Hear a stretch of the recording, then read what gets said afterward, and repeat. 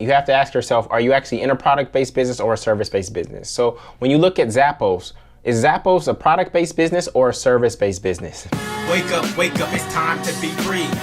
Wake up, was blind, now I see. Wake up, it's time to be me. Wake up, my mind is the key. Wake up, it's time to be me. Wake up, my mind is the key.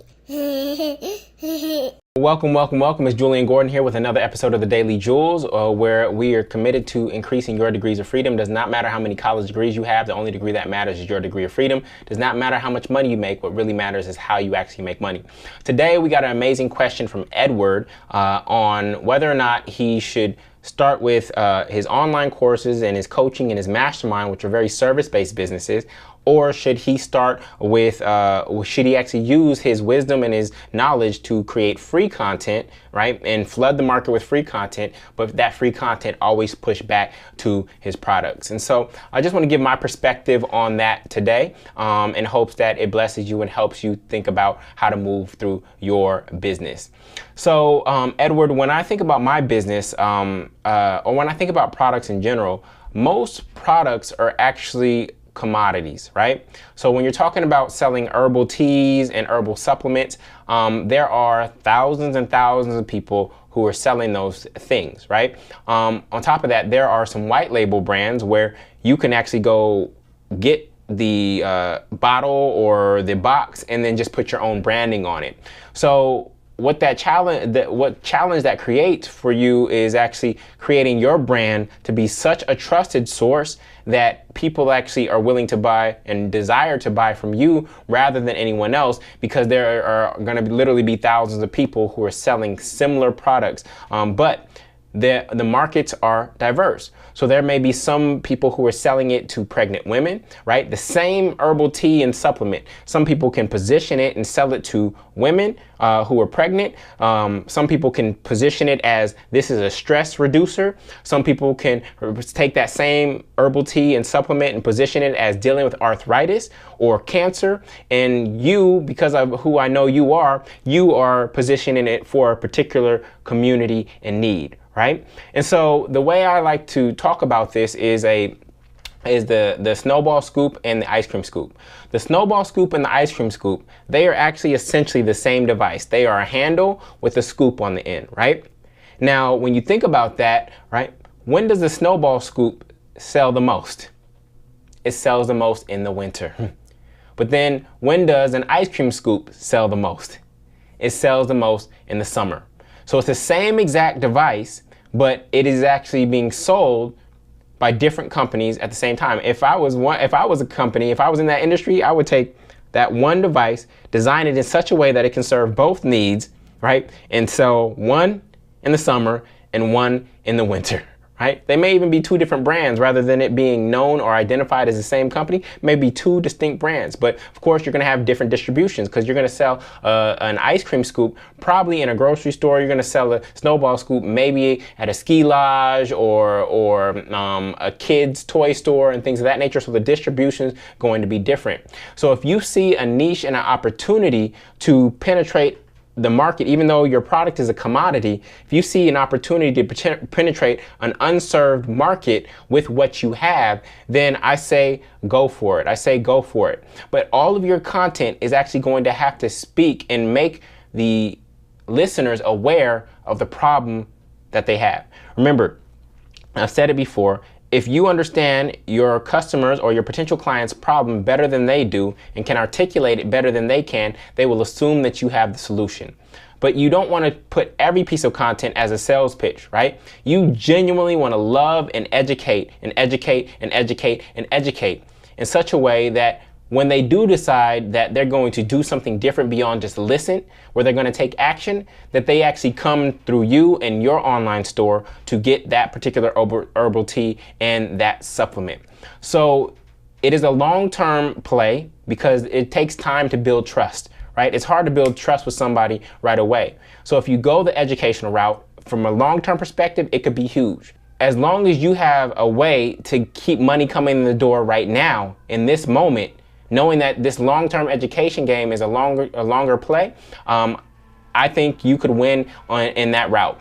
So that's how I would approach this decision. It just depends on your time horizon. Is your time horizon short? I need money now. I need to get paid now. Based on what I know about you, you have a steady job in healthcare right now that probably covers all of your bills. So if you actually commit to the long-term game and you give more than other people in the market who are trying to give only to take, right? And the consumer can understand that. They know when they're actually being sold, when somebody's just giving in order to get back. You are in a position right now, and I know you want to step into full-time entrepreneurship, but in part because of your job, one, gives you credibility, right? But in part because of your job, you actually can play the long-term game, right? Which actually puts you in a position to give freely.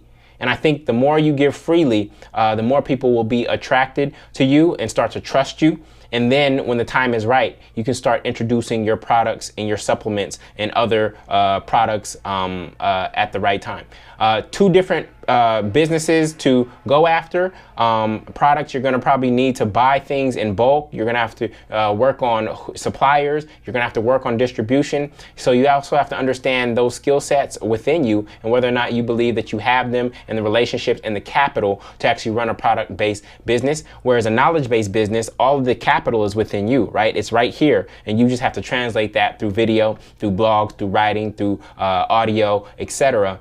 So the cost to start a product-based business versus service-based business could be a lot higher. And so you have to assess what that is for your particular industry. The one last thing I'd like to add is that you have to ask yourself, are you actually in a product-based business or a service-based business? So when you look at Zappos, is Zappos a product-based business or a service-based business?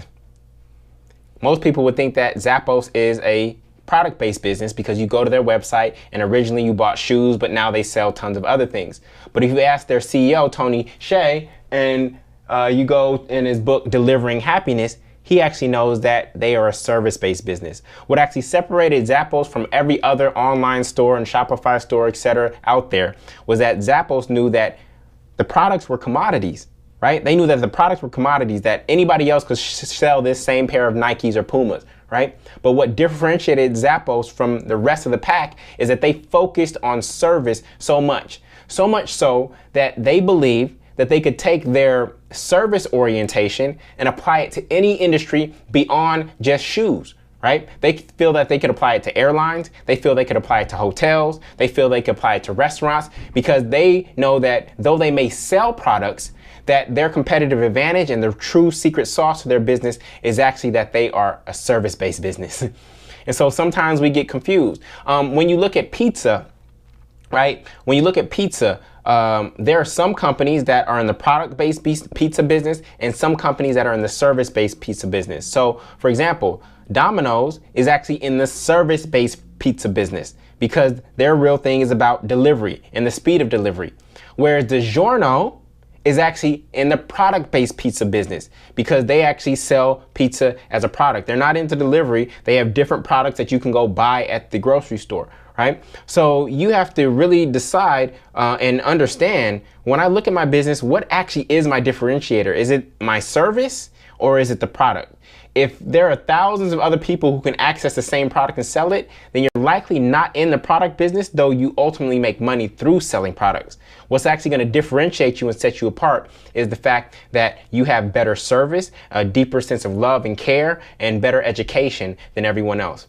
So sometimes we get confused around what kind of business we're actually in. And so if your product is actually a commodity, right, these herbal teas, unless you're making them in your own backyard or you have some land where you're producing them in a special way, they're likely a commodity. And so even though you may think you're in a product-based business, you're probably still in a service-based business. Ed, great question. Keep on asking me the question, follow up with me, and let me know what it is that you decide, and you know that I'm here to support you on your journey towards success. So with that, I want to thank everybody for listening. I hope that me coaching Ed here in this moment has actually blessed you and helped you think differently about your business, whether you decide to become a product-based business or a service-based business. And I will see you in the next episode. All right, peace. I hope these mindsets, metaphors, and methodologies blessed you. If you desire more freedom, go to getfreenow.com to subscribe to the show on iTunes, YouTube, or Facebook, and get 4 of my best courses in the Freedom School for 100% free.